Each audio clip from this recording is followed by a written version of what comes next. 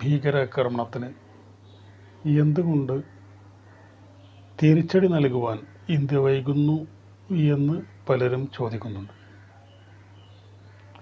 പാകിസ്ഥാന് തക്കതായ തിരിച്ചടി കൊടുക്കണം എന്ന കാര്യത്തിൽ ആർക്കും തന്നെ സംശയമില്ല.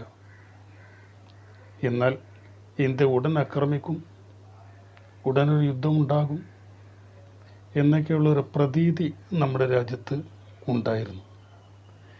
എന്നാൽ ദിവസങ്ങൾ പലത് പിന്നിട്ടിട്ടും എന്തുകൊണ്ട് നമ്മുടെ രാജ്യം പാകിസ്ഥാൻ ആക്രമിക്കുന്നില്ല എന്നതാണ് സോഷ്യൽ മീഡിയകളിലൊക്കെ പലരും ചോദിച്ചു കൊണ്ടിരിക്കുന്നത്.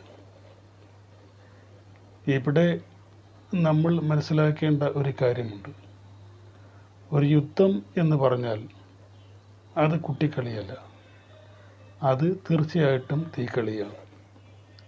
കാരണം നമ്മൾ വൈകാരികമായിട്ട് സമീപിക്കേണ്ട ഒരു കാര്യമല്ല ഇത്. പാകിസ്ഥാന് തിരിച്ചടി കൊടുക്കണം എന്ന കാര്യത്തിൽ ആർക്കും തന്നെ സംശയമില്ല. എന്നാൽ ഒരു യുദ്ധം ഉണ്ടായിക്കഴിഞ്ഞാൽ അതിൻ്റെ പ്രത്യാഘാതങ്ങൾ വളരെ വലുതായിരിക്കും.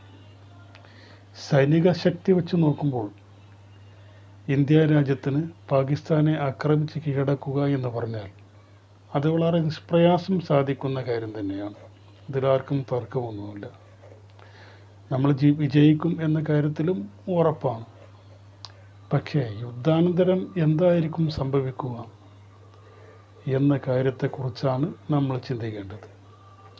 ഒരു യുദ്ധത്തിൻ്റെ കെടുതി എന്ന് പറയുന്നത് അതൊരിക്കലും തമാശയാവുകയില്ല.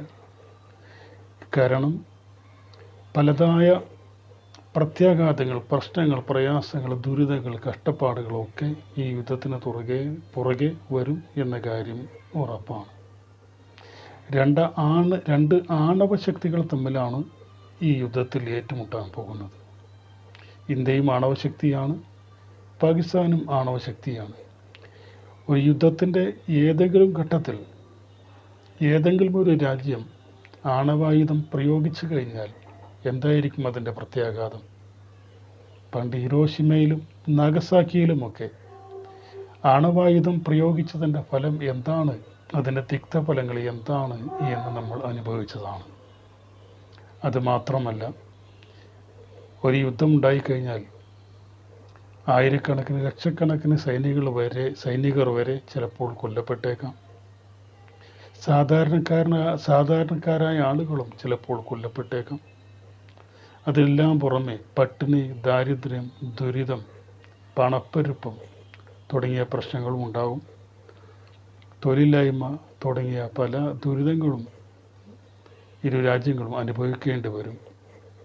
ഇപ്പോൾ ഇന്ത്യ എന്ന് പറയുന്ന രാജ്യം വലിയ സാമ്പത്തിക പുരോഗതിയിലേക്കൊക്കെ കുതിച്ചുകൊണ്ടിരിക്കുന്നു എന്നാണ് നമ്മൾ പറയുന്നത്.